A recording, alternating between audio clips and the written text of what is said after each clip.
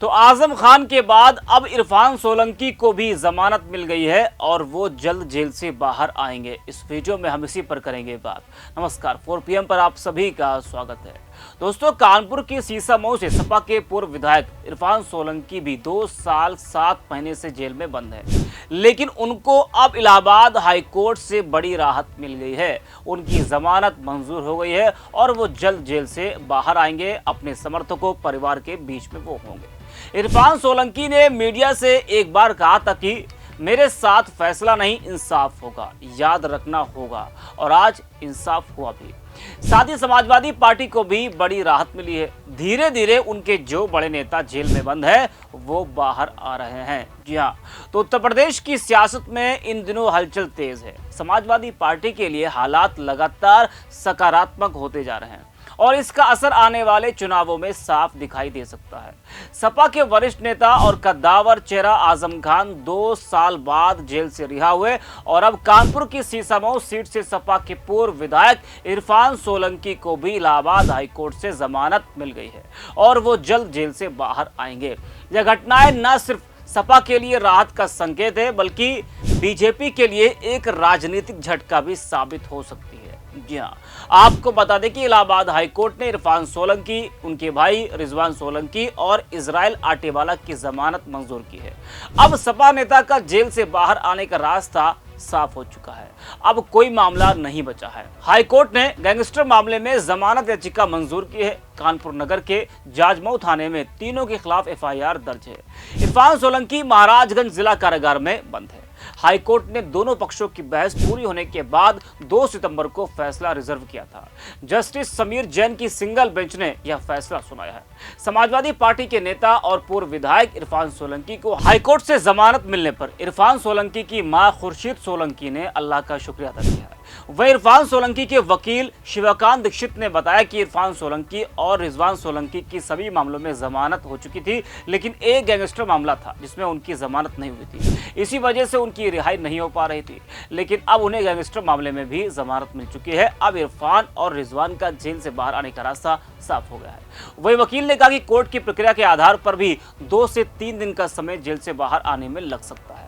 जरा आप सुनिए इरफान सोलंकी के वकील को। देखिए, 7/11/2022 को एक 336 का मुकदमा इरफान सोलंकी पे सबसे पहले हुआ था। उसमें एलिगेशन एक झोपड़ी चलाने का था। उसके बाद एक मुकदमा उनके पास फोर्ज्ड आधार कार्ड बनाने का हुआ और 2/12 को पूर्व विधायक इरफान सोलंकी जी ने सरेंडर कर दिया। उसी महीने में इन्होंने गैंगस्टर एक्ट में मुकदमा लिखा, जिसको हमने 3 ग्राउंड पे चैलेंज किया। पहला ग्राउंड उसमें यह था कि DM साहब या कमिश्नर साहब ने जो उसमें गैंग चार्ट पे अपना कंसेंट दिया था या उन्होंने उसको जो अनुमोदन किया था, उसमें कोई एप्लीकेशन ऑफ माइंड नहीं था, अगेंस्ट द रूल्स था जो 2021 रूल्स हैं। दूसरा ये है कि गैंगस्टर एक्ट में अगर हम देखें तो मिनिमम सज़ा जो है वो 2 साल है और मैक्सिमम 10 ईयर्स है। और पूर्व विधायक इरफान सोलंकी जी इस केस में तकरीबन 2 साल 7 महीना से जेल में हैं। तीसरा ग्राउंड ये था कि उसमें एक केस को आधार लिया था गैंगस्टर केस में इम्प्लिकेट करने के लिए, वो 336 का था। उसमें डिवीजन बेंच ने ये लिख दिया था कि prosecution has failed to prove its case beyond reasonable doubts. तो इन 3 आधार पे मैंने कंटेंशन लिया था, जिसपे माननीय उच्च न्यायालय ने आज इरफान सोलंकी जी को बेल दिया है।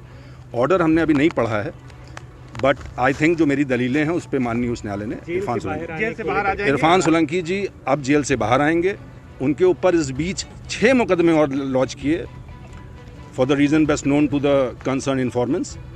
और जेल में रहते हुए पहले तो 2 मुकदमे हुए और फिर जेल में रहते हुए 6 और मुकदमे में किए, जिसमें माननीय उच्च न्यायालय ने अलग अलग दिनांक पे 2023 में, 2024 में और 2025 में सारे केस में बेल दिया। आज गैंगस्टर एक्ट में लास्ट बेल थी and I think he'll come out from the jail tomorrow or day after tomorrow। उनके भाई और इसके अलावा देखिए इन टोटल जो है वो आज अगर 22 से देखा जाए तो 10 मुकदमे थे, जिसमें से कुछ मुकदमे पहले के थे, कुछ मुकदमे ऐसे थे जो इलेक्शंस में 188 के लगे थे, वायलेशन ऑफ सर्टन लॉज, जो गंभीर जिसको हम कहते हैं, वो मुकदमे इनके ऊपर 6 लगाए गए थे इनके जेल जाने के बाद।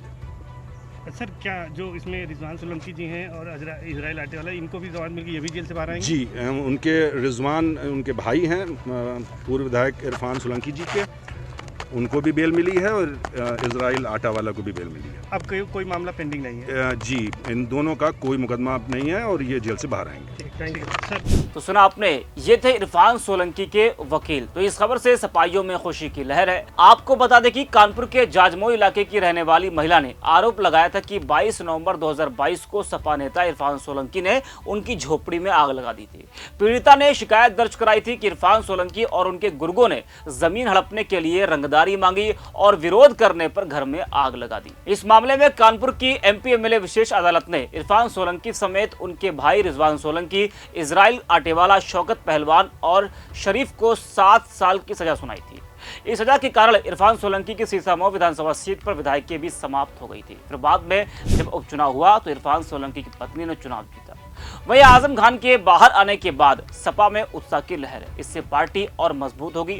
वहीं अब इरफान सोलंकी भी जेल से बाहर आने वाले हैं, तो इन नेताओं की वापसी से पार्टी के भीतर मनोबल मजबूत होगा। ये दोनों नेता अल्पसंख्यक वर्ग में गहरी पकड़ रखते हैं और पार्टी को जमीनी स्तर पर मजबूती देते हैं। इन नेताओं की जमानत केवल कानूनी राहत नहीं है, बल्कि जनता की नजर में राजनीतिक न्याय के रूप में देखी जा रही है। इससे सपा यह संदेश देने में सफल हो रही है कि उनके नेताओं को राजनीतिक द्वेषवश में निशाना बनाया गया है। सपा अब 27 की तैयारियों में जुटी है और 2024 के लोकसभा चुनाव में जो प्रदर्शन हुआ था उससे पार्टी को आत्मविश्वास भी मिला है। अब इन नेताओं की सक्रियता पार्टी को अल्पसंख्यक और पिछड़े वर्गों में और मजबूती प्रदान करेगी। इन घटनाओं से सपा को मीडिया कवरेज और सहानुभूति दोनों मिल रही है, जिससे पार्टी का जनाधार और मजबूत हो सकता है। विपक्ष का यह आरोप लगातार मुखर हो रहा है कि भारतीय जनता पार्टी सत्ता का दुरुपयोग कर विपक्षी नेताओं को निशाना बना रही है। जहां एक और भाजपा के नेता गंभीर आरोपों के बावजूद कानूनी कार्यवाही से बचते नजर आते हैं, वहीं दूसरी ओर विपक्षी नेताओं को वर्षों तक जेल में रखा जा रहा है, चाहे वह आजम खान हो, इरफान सोलंकी हो या फिर अन्य दलों के नेता।